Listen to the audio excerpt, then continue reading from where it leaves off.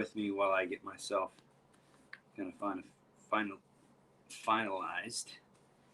I hope you slept well. I've really gotten into a good rhythm with sleep myself, and no replacement for good sleep. It's as good as it gets. So today I want to talk about how religion, faith, and divinity fit into the art of peace. And I'm going to use my trusty whiteboard here to map out kind of what I'm talking about. So I think the best way is put this right here. And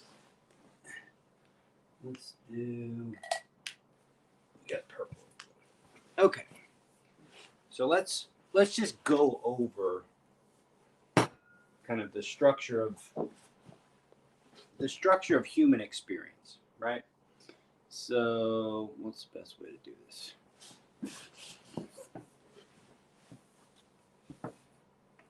How much did that? Okay, you can see that. Okay. So the structure of human experience is as follows. You've got, let's just call this the present moment.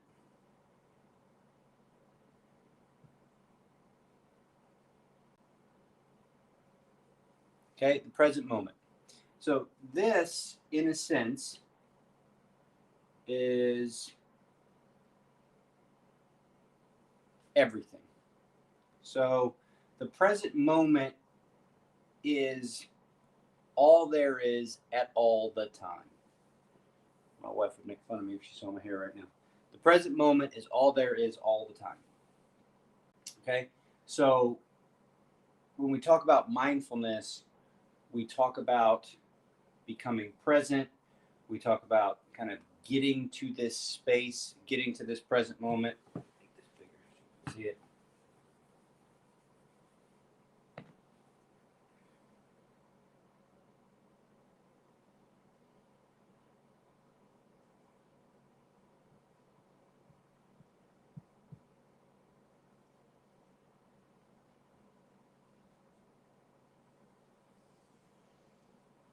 So with mindfulness, we talk about getting to the present moment.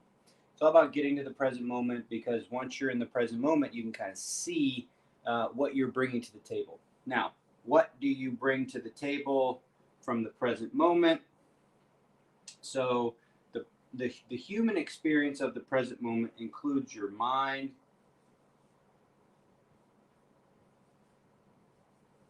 your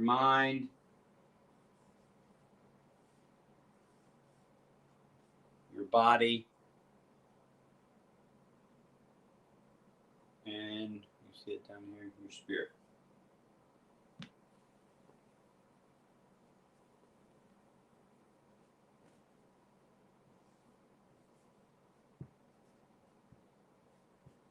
Okay, so what your mind does is your mind creates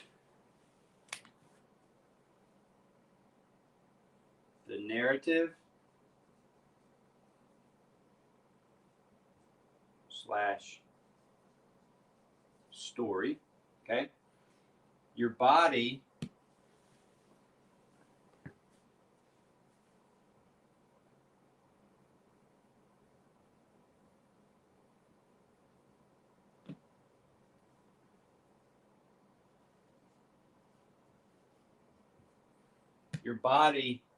gives the narrative / story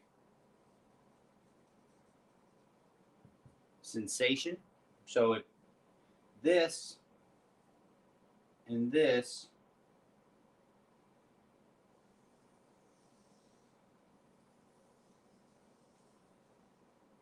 are fully interconnected. So the mind and the body, whatever the body does and the mind does, they all they all communicate. So if you have a thought, if you narrate something, your body feels it. So there's no real distinction here other than the language that we have to give it and the way they show up. Okay? The spirit is the mysteries of the human experience.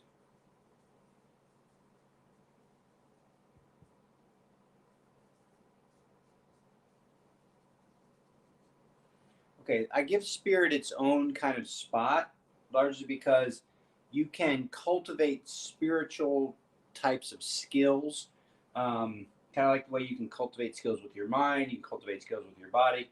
You can also cultivate skills with your spirit. Okay, these skills have kind of beyond body, beyond mind capabilities. So spirit gets its own kind of spot. It's still a part of the human experience, but spirit has its own mysterious qualities. There's just aspects of being human that will always be beyond what we understand. So there's always going to be more to the human experience than you would ever figure out or ever know. That's why it's just a never-ending kind of thing. The same way the capabilities of the mind are never-ending, the same way the capabilities of the body are never-ending, the same way the capabilities of the spirit are never-ending. And so I kind of give the spiritual side of myself a little bit of a kind of a special, kind of just a little bit of a special spot here. Okay, so what we talked about yesterday was taming the mind with mantra. So what happens when the mind, body, and the spirit are untamed is that the present moment's largely unnoticed. What typically happens is the mind and the body get fixated on the past and the future.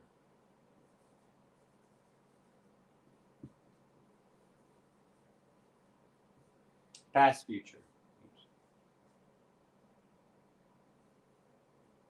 Typically, the mind and the body get fixated on the past, future. For the body, past is longing and desire, etc., etc. So what we talked about yesterday was taming the mind with mantra.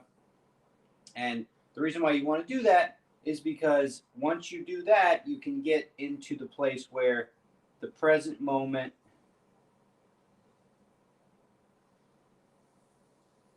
and the body, they kind of fall in line with each other. And when that happens, when they kind of fall in line with each other, you get to experience the best version of yourself, right? It really is an opportunity here to kind of tap in to the aspects of yourself that are tied into the unknown, right? You don't know how something's going to play out. You can have it in your mind that you've got it figured out, right? That you've got it figured out, or maybe you've got some special practice that you do that gives you the impression that you've got things figured out. But ultimately, once you get into the present moment, part of that is letting go of what you think is going to happen or what you need to happen or what you think is the right thing that should happen. Part of that's letting that go. So once you get into the present moment, what then, right? So, okay, Ben, you're saying, I got my mind here, I got my body, I can tame it to kind of get into the present moment. I get in the present moment, it's kind of into the unknown, et cetera, et cetera. So what, right? Well, basically what I want to say is that it's not enough just to get to the present moment. Now, what that means is that beyond the present moment is the unknown, right?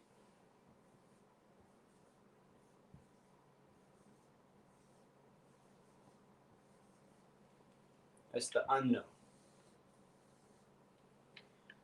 So what do you do about that?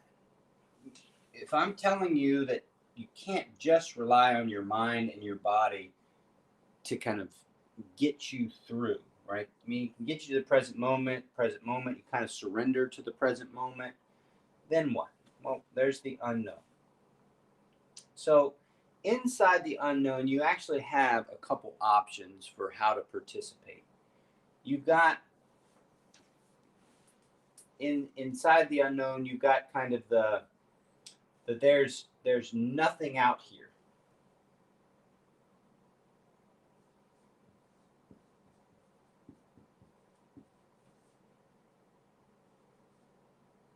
There's nothing. There's no relationship to be had beyond the present moment. The present moment's all there is, right? So everything takes place in the present moment. Everything will always take place in the present moment. Beyond that, there's nothing.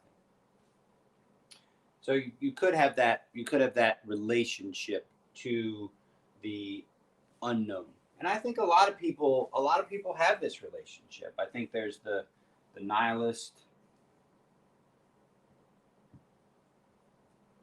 It's all an illusion.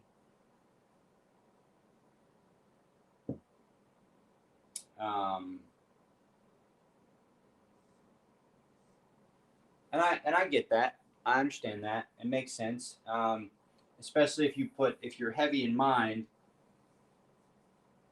Your heavy mind, I think you could go. I think that's an easy path to take. If you're heavy body, you could just say, Mother Earth, Earth Spirit.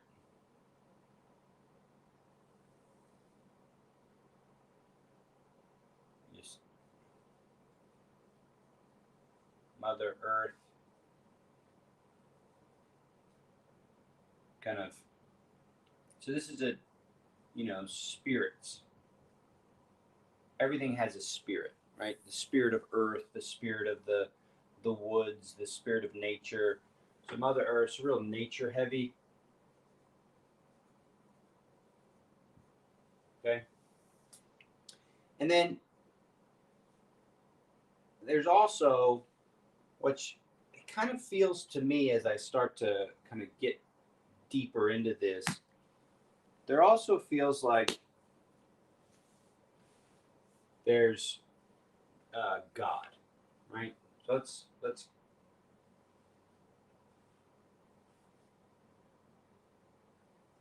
there's this thing called God.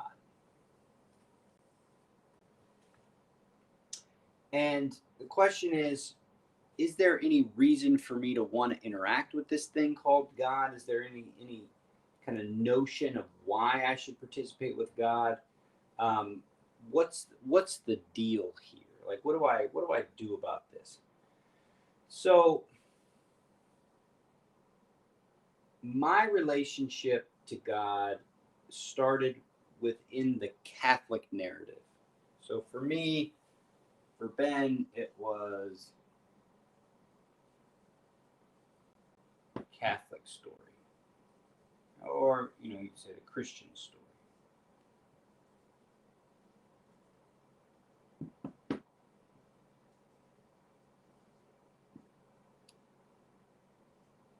Catholic story or the Christian story.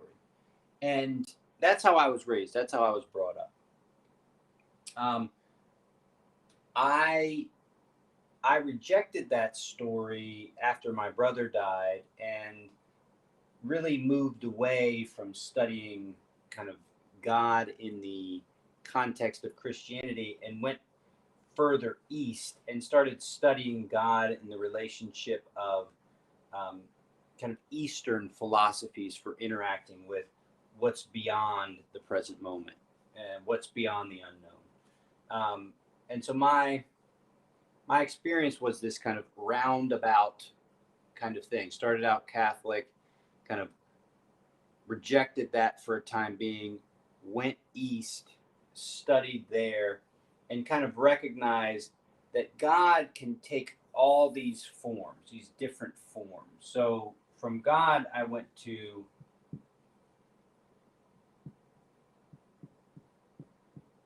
divinity. So I kind of shifted that language from God being one God to divinity, because God is a name that we give kind of in the West. Divinity is a name that's kind of neutral. And I started interacting with the word divinity. Now, because I have to contend with the unknown, there's no getting around it. What I started to kind of notice as I became more and more present was that out of the unknown came sync or coincidence. And what kind of seemed like a path. So sync, coincidence, and path, there seemed to be over and over and over again a clear indicator of participation by life. Life was interacting with me.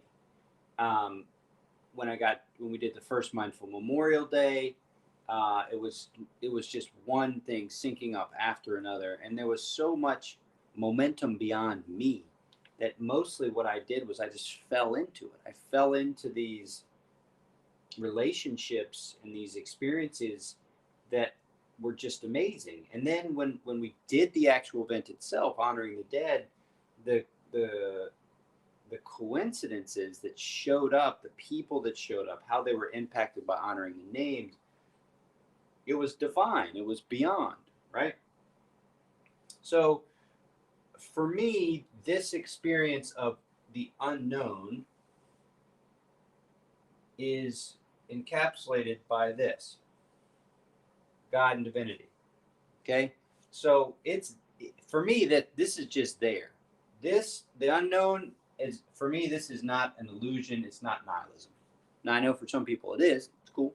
But for me, this is this is a, this is the space of God and divinity. Now, God and divinity, because in my mind they exist, is where we can get ourselves challenged by spirituality. I think part of the challenge that we face in spirituality is we can get caught up in the kind of the spirits and the unknowns. We can get caught up in the unknowns without recognizing that the unknowns aren't ours to interact with. Our spirit, in a sense, belongs to this, right? The spirit doesn't necessarily belong to this or to this. Okay? The spirit belongs to this. So if we think the spirit is kind of ours and we are spiritual beings that we're like gods or something like that, and we can do these godlike things with spirit, I think we can get tricky. And the reason why this is significant, okay, is because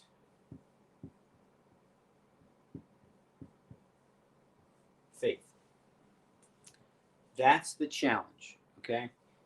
You may be able to get behind the notion that there's this concept of God or that there's divinity, there's beyond you. That may be something that you can get with, right? And the spiritual side of you kind of interacts with that. But the piece that gets tricky, and this is where I really want to emphasize this notion of religion and why I want to give it its place and its value, is that just because you may experience God and divinity, sync, coincidence, path, it's not enough to recognize God when there's the sync, right? When there's the coincidence, when it feels like everything's going well. What really matters, okay, and what really kind of brings us out of our kind of narrative, what kind of brings us out of our heads and our bodies, is when there is no sync, all feels lost,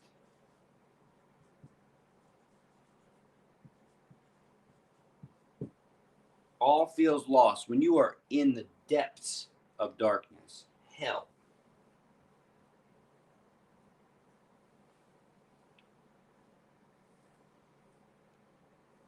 Faith. Okay? So there's faith, okay, but how do you practice it? Right? How do you practice faith How do you practice in faith in the beyond if you think of it as kind of like a spiritual thing, right? If you think of it as like, the way the river has a spirit, you have faith in that spirit? I don't know. I mean, do you have faith in Mother Nature? I don't know. In my mind, the notion of the spiritual side of the human experience as the thing to have faith in when all hell breaks loose and all feelings are lost, it seems like that would be hard to share and practice and kind of really feel connected to. And so the topic of faith, I think, is kind of where God and divinity meet religion.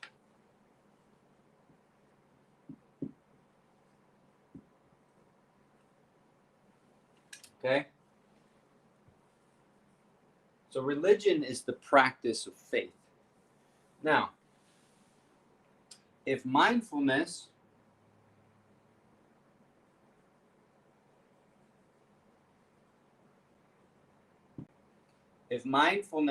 can get you here,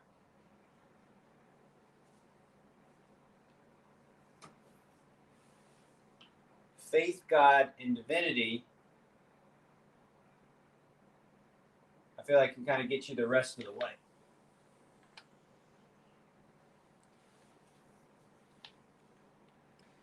So what we're doing when we're studying mindfulness is we're recognizing what these are, and we're getting to the present moment. Okay?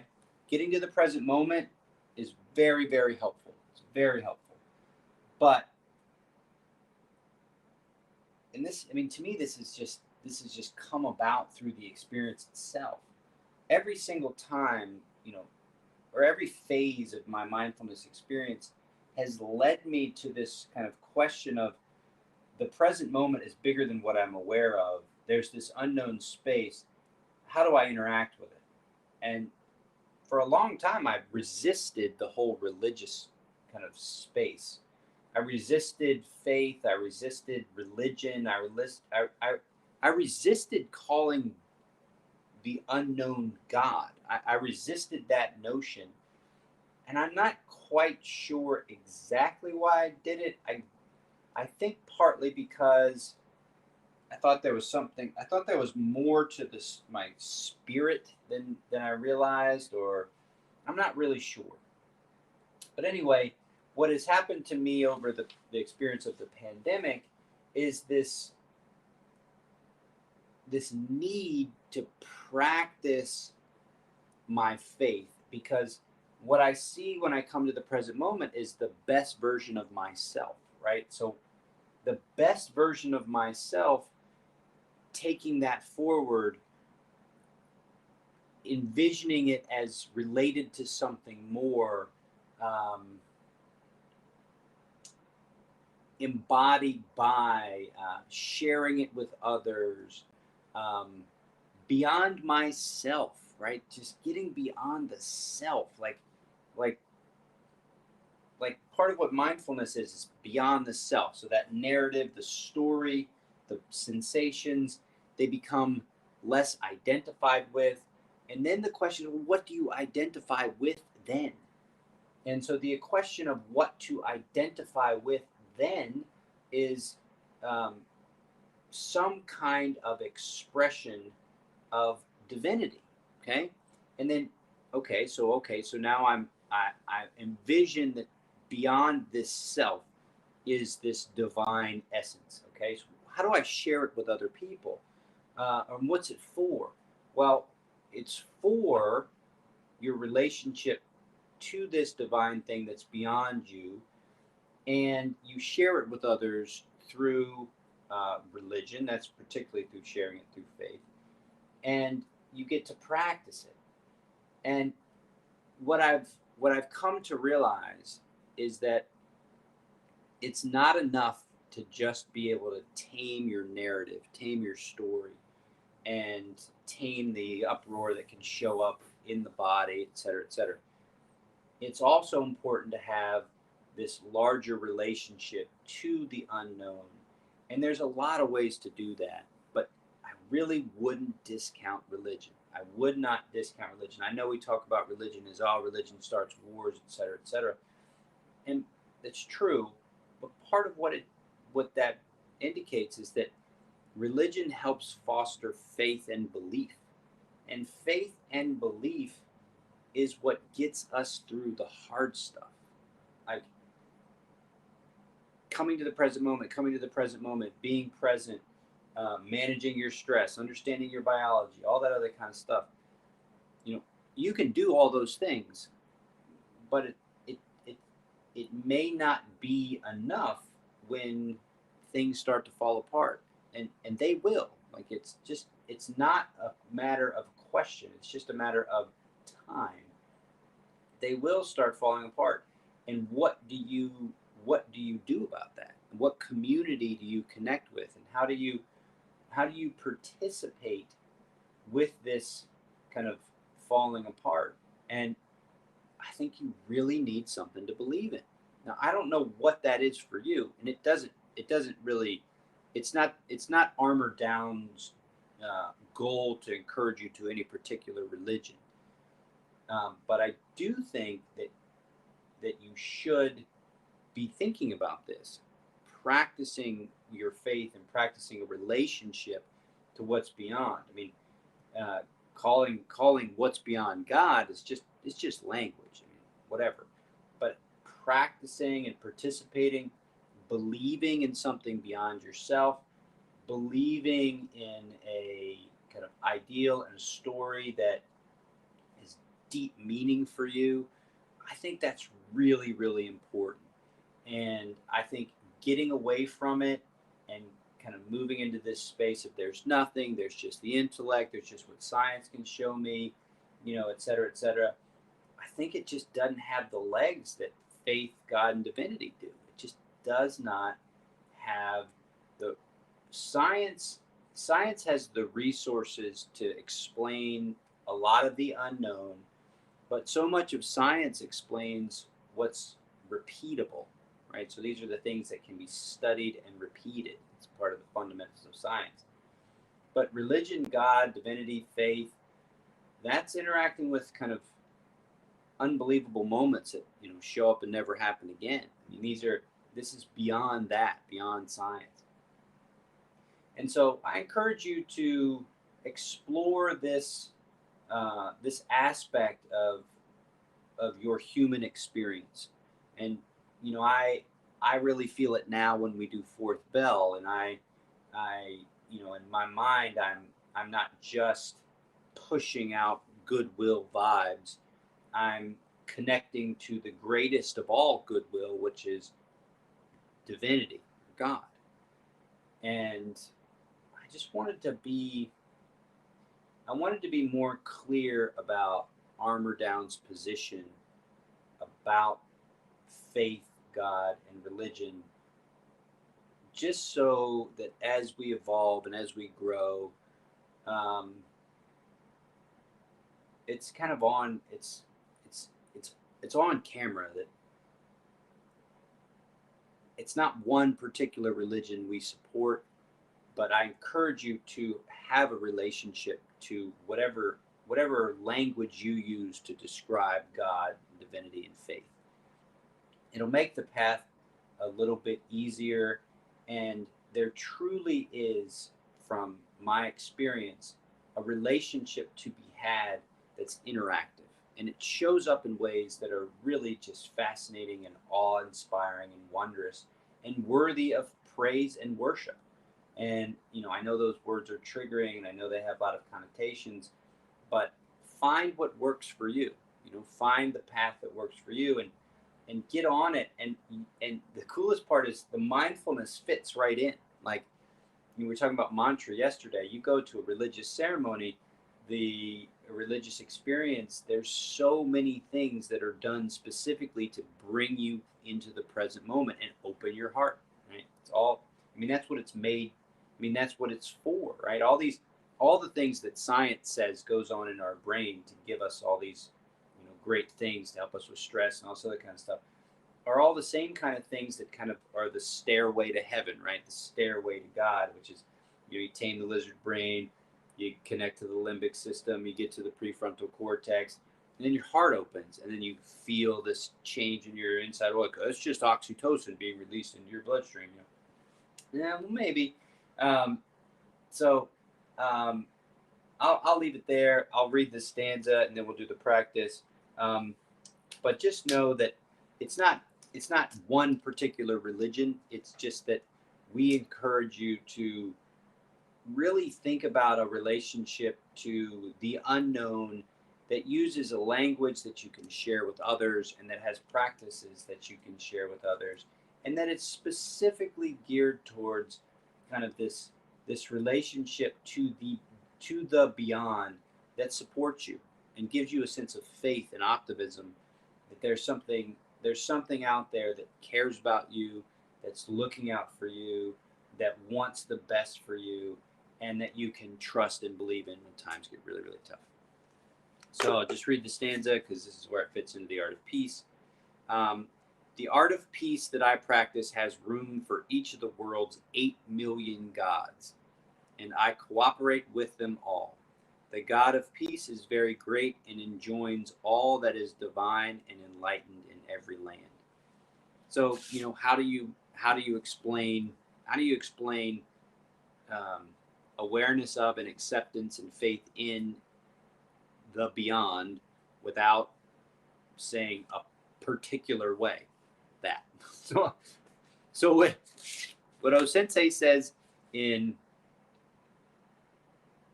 2 sentences, I spent 30 minutes trying to explain, which is always my flaw, which is talking too much. Anyway, let's train. So get yourself squared away, and I'll be right back. I'll put this up over here.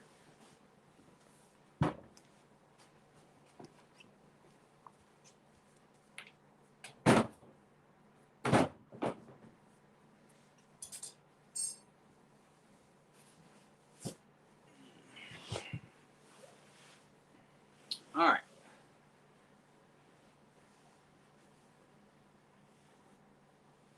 So just in your own mind, already begin slowing down. Think less about, all right, let's get through this, let's get this done, let's get on to the next thing, and more about, let me attend to each moment of the practice with as much focus and attention as I can bring.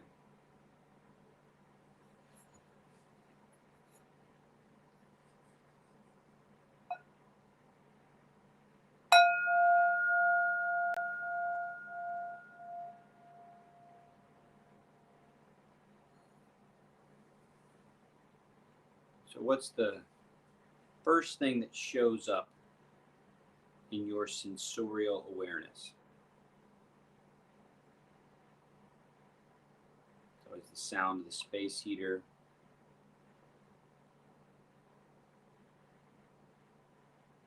There's temperature difference. For me, the space heater's on the left side, so I can feel a little bit of warmth on the left. I feel the cold on the right. I can feel the heat kind of pushing into my body. I can feel the cold kind of pulling out. Light shadow. The tingliness of cold.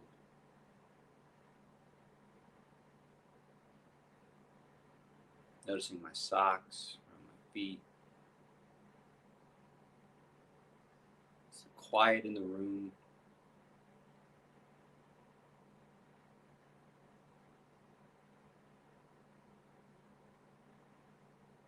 Taste in the mouth.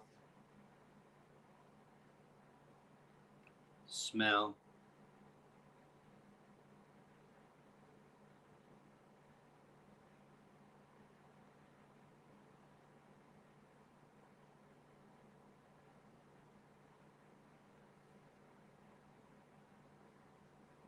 And the second bell.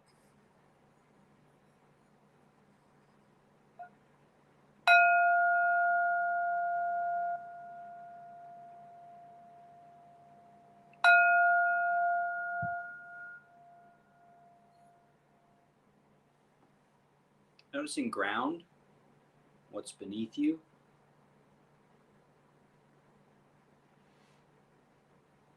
Noticing layers of ground. Just a little bit of imagination here. Noticing what's directly underneath you. Noticing the cushion or hardness of what's beneath your rear. And the floor. What's beneath the floor. All the way down to the foundation. What's beneath the foundation. Just grounded. Just solidly placed on the ground.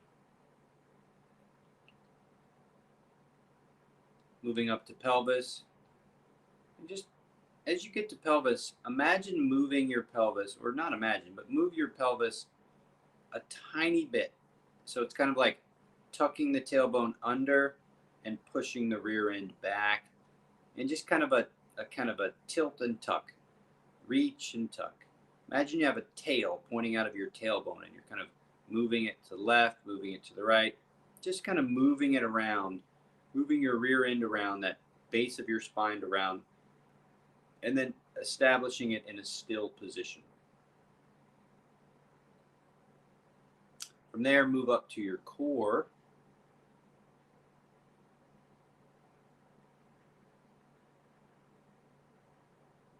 Notice the way the fabric of your clothing impacts that region of your body. You might be able to notice how, some fabric kind of presses down on the skin, so it's like a second layer of skin. Other parts of your shirt or undergarment may be bunched up. You might be able to even feel the difference between the part of the fabric that's bunched and the part of the fabric that's kind of flat. You might be able to feel the movement of fabric over skin as you breathe around your core.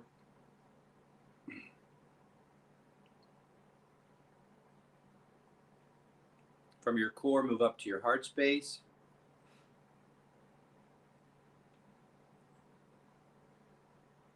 Now just start feeling your shoulder blades. And really slowly imagine your shoulder blades kind of moving to the left, moving to the right, and then imagine your shoulders kind of moving up and then moving them down, lifting the right shoulder, lifting the left shoulder, and just kind of real slow, real gently, just rotating your shoulders a little bit, creating just a little movement, just a little feel. You can tap into the feel if you're wearing a long sleeve shirt and you're moving your shoulder blades around again, the fabric kind of sliding on your skin, feeling that. And then after you've moved around a little bit, little movements, not big movements, little movements, set your shoulders in a place that you like.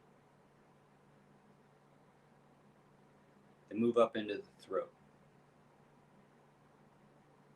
With all your attention on your throat, notice a swallow. Just feel the way a swallow kind of moves down your body.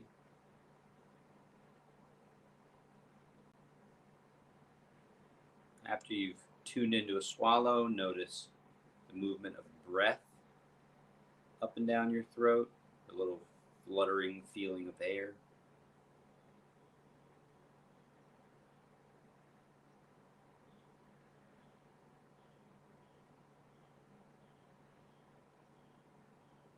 To look for it. Curious about this little feeling that you can kind of open your attention to in your throat.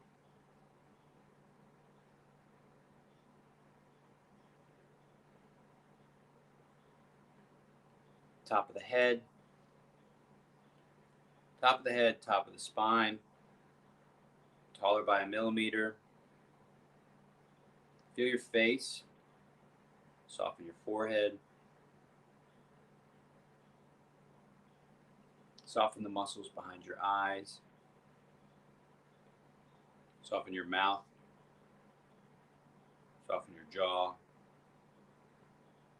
And create that little smile, that little smile that no one could really notice except you, but just feel the tiniest bit of smile creep across your face.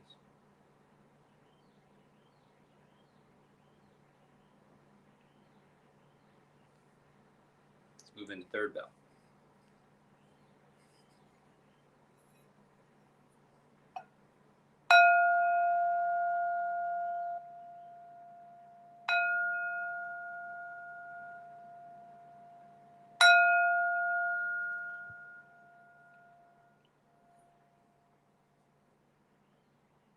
So if there's a breath practice here that you want to engage in, different from what I'm presenting, feel free.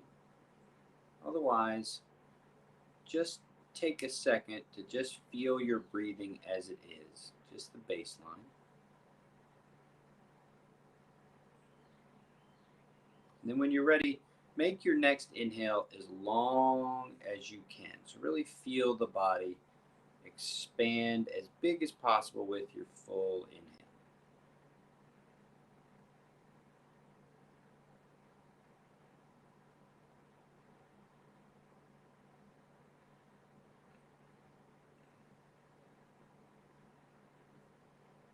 Now, same thing, but I want you to focus on the tip of your nose. Really try to feel the breath coming in at the nostrils. See if you can notice the little hairs inside your nose moving as the air passes by on a long, slow inhale.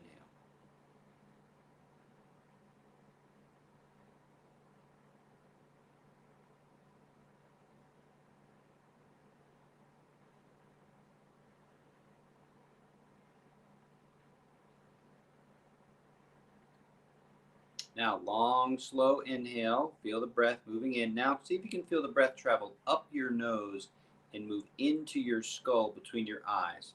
So notice the feeling right between your eyes on this next long inhale.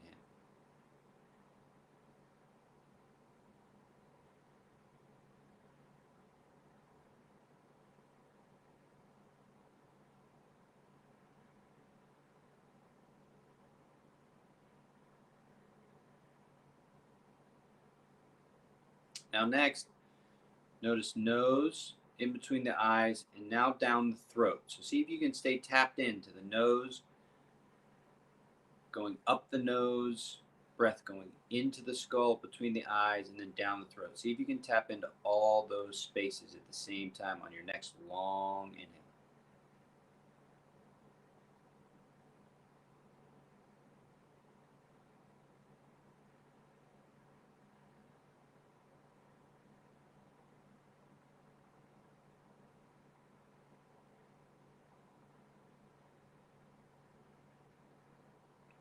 Now think nose, skull, throat, body movement. So in the full experience, you're going to notice the nose, the hairs in the nose, the breath traveling up the nose and between the eyes, down the throat, and creating body movement. So do that 3 times and then come to stillness, and we'll sit in stillness for about a minute until fourth bell.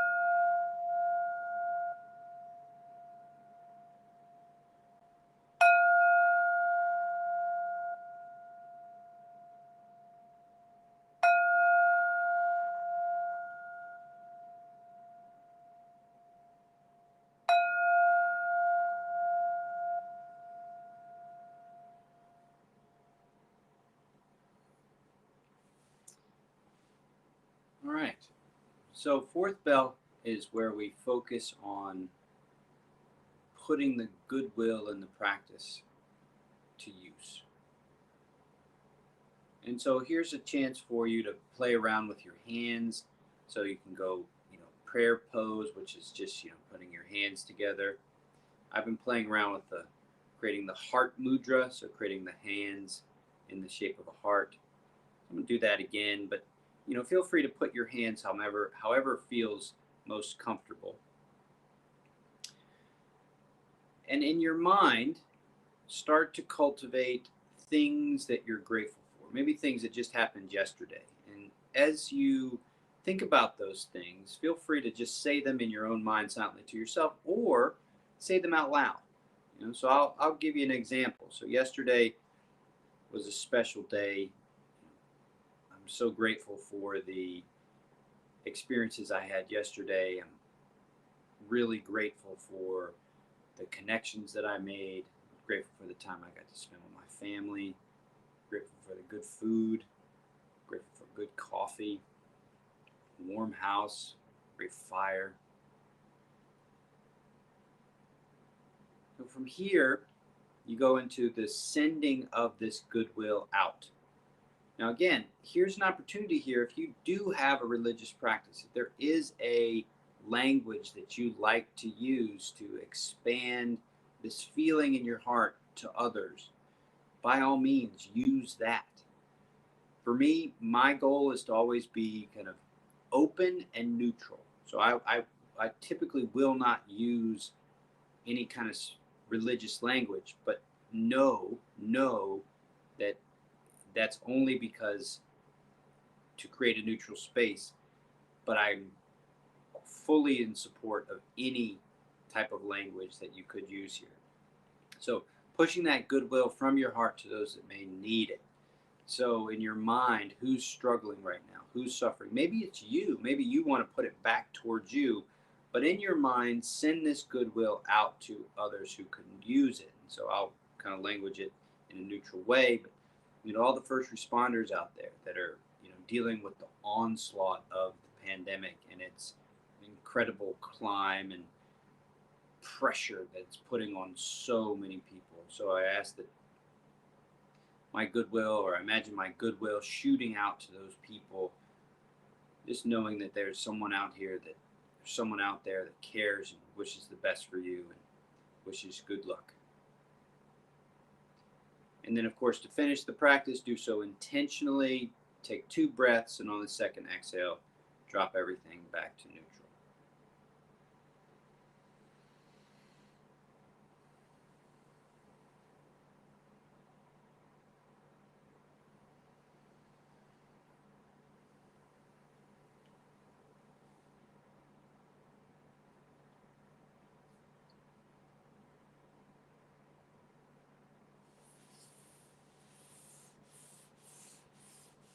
All right.